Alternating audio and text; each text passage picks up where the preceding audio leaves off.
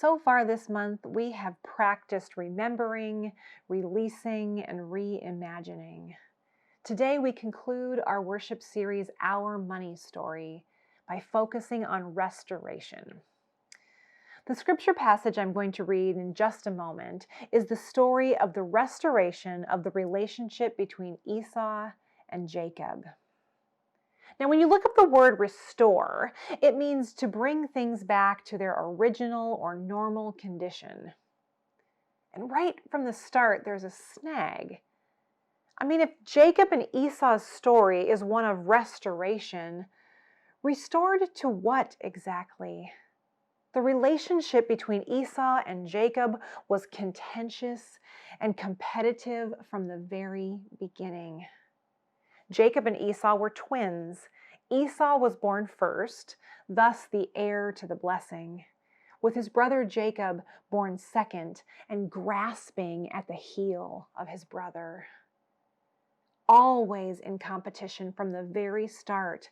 As they grew, their father Isaac preferred Esau, the hunter and lover of the outdoors, while Jacob, described as a mild man who stayed in the camp, was their mother Rebekah's favorite. Throughout much of Jacob's story, he was a trickster, often using deceit to gain an advantage.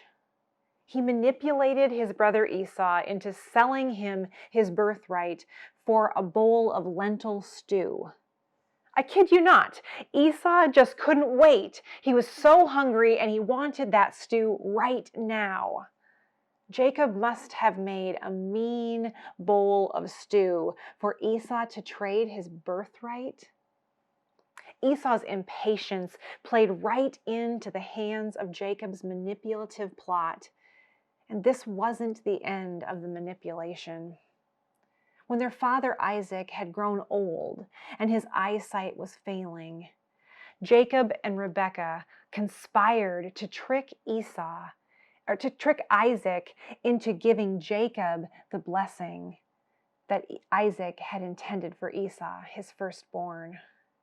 Esau was out hunting to prepare a meal for his father before his father would bestow him with his blessing.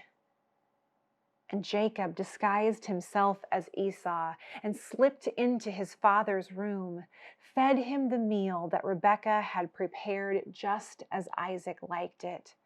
And then he outright lied when Isaac asked which son this was.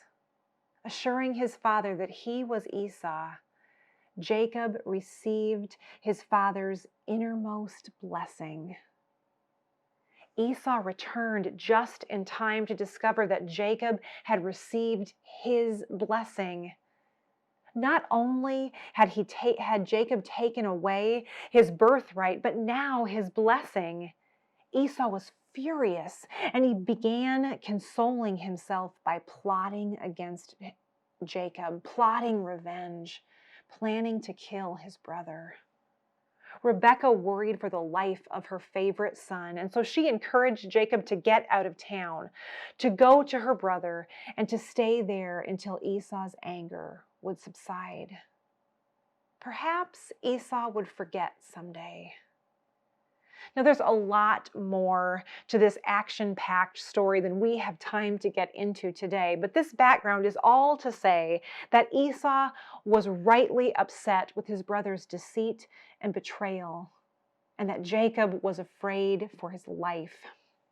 Jacob left in fear of his brother's retaliation.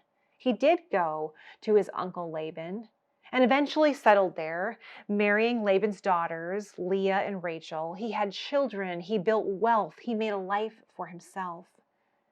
And when the time came that he decided it was time to return to see his brother, Jacob was a wealthy man, and he was still afraid of his brother. He expected the worst. He sent messengers ahead to speak with Esau, to give him the message that Jacob was on his way, telling Esau where Jacob had been, of his success, and offering generous gifts in the hopes of gaining Esau's favorite. This is a tangled mess of a story, But this quick overview gives us a brief understanding of the strained relationship between Jacob and Esau. Jacob sent a message to Esau that he was on his way, and Esau responded that he was not going to wait. He was coming toward Jacob. Jacob may have hoped for the best, but he expected the worst. He expected to be met with anger and with violence. And this sets the stage for our scripture passage for today from Genesis 33, verses 1 through 11. Jacob looked up and saw Esau approaching with 400 men. Jacob divided the children among Leah, Rachel, and the 2 women servants. He put the servants and their children first, Leah and her children after them, Rachel and Joseph last. He himself went in front of them and bowed to the ground 7 times as he was approaching his brother. But Esau ran to meet him, threw his arms around his neck, kissed him, and they wept. Esau looked up and saw the women and children and said, "Who are these with you?" Jacob said, "The children that God generously gave your servant." The women servants and their children came forward and bowed down. Then Leah and her servants also came forward and bowed. And afterward Joseph and Rachel came forward and bowed. Esau said, "What is the meaning of this entire group of animals that I met?" Jacob said, "To ask my master's kindness." Esau said, "I already have plenty, my brother. Keep what is yours." Jacob said, "No, please do me the kindness of accepting my gift. Seeing your face is like seeing God's face, since you've accepted me so warmly. Take this present that I've brought, because God has been generous to me, and I have everything I need." So Jacob persuaded him, and he took it. The story of Jacob and Esau's reunion is a story of reconciliation and of restoration. But this restoration is not simple. To simply restore to what was would be to return to a relationship that was based on competition, resentment, and jealousy. I mean, these 2 men were scraping at each other from before Jacob even took his first breath. Jacob had been arrogant and deceitful when he had left. He had stolen the blessing that Isaac had intended for Esau, a blessing which said he would be master over his brother and that his mother's sons would bow to him. Isaac thought that he was saying this blessing to Esau, but Jacob tricked Isaac into giving him the blessing instead. And the blessing, once it was said, was irrevocable. And the only blessing that Isaac had left for Esau was that he would serve his brother. But when Jacob returned to Esau after all the time had passed, what was playing out in our passage today was almost a reversal of the blessing that he had stolen all those many years before. In humility, Jacob bowed 7 times as he approached his brother.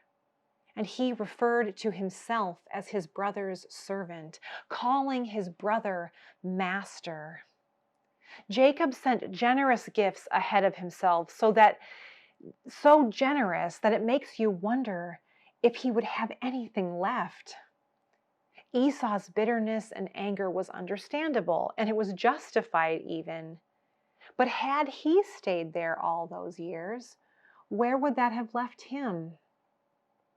Esau had been blessed through the years as well. Fortunately, he hadn't wasted his life stewing in his own bitterness and regret, angry at what might have been had Jacob not been so deceitful And had he not been so short-sighted as to trade his birthright for a bowl of soup?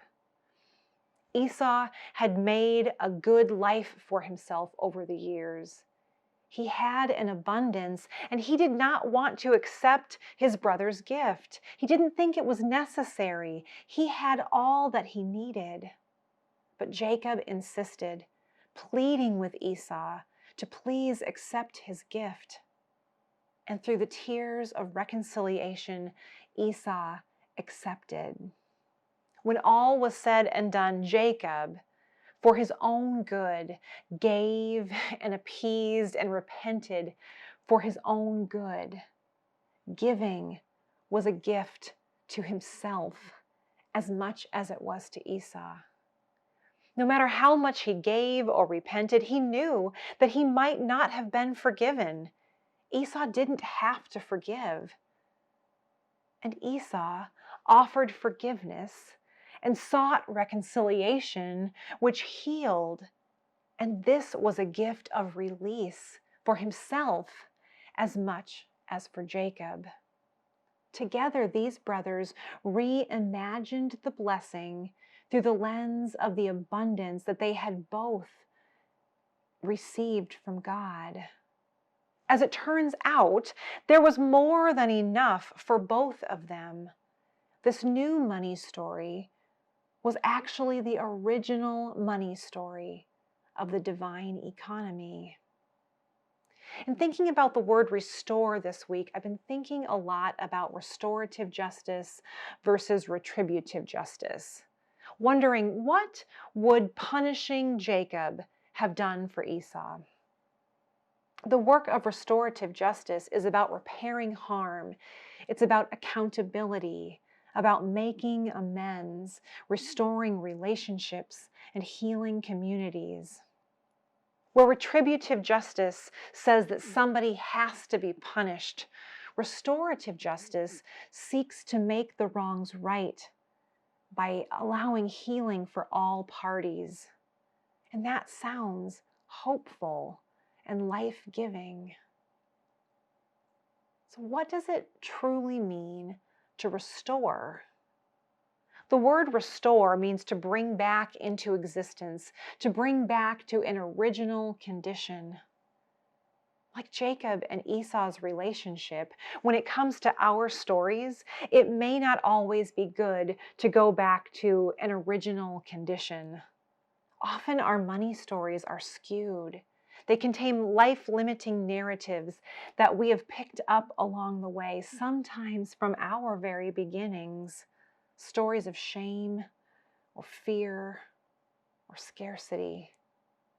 To restore to the divine economy, it seems, is not to go back to what was, as the rose-colored glasses of nostalgia often tempt us to do.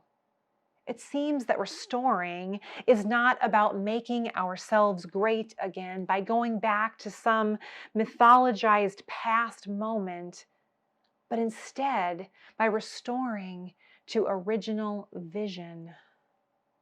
The vision of creation, where all is good, good, good, very good. The vision of fruitfulness and multiplication.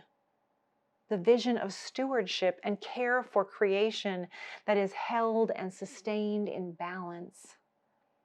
The vision of Sabbath, where rest was a gift that came first. The vision of abundance, of enough for all. To restore means to put again in possession of something. And I've been wondering, have we lost touch with that divine vision? How might we once again claim this vision as our vision?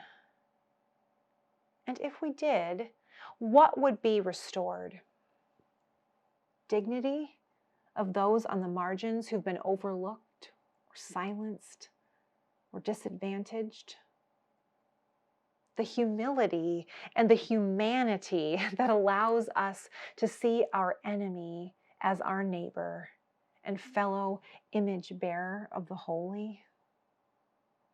A healthy balance of work and play and Sabbath.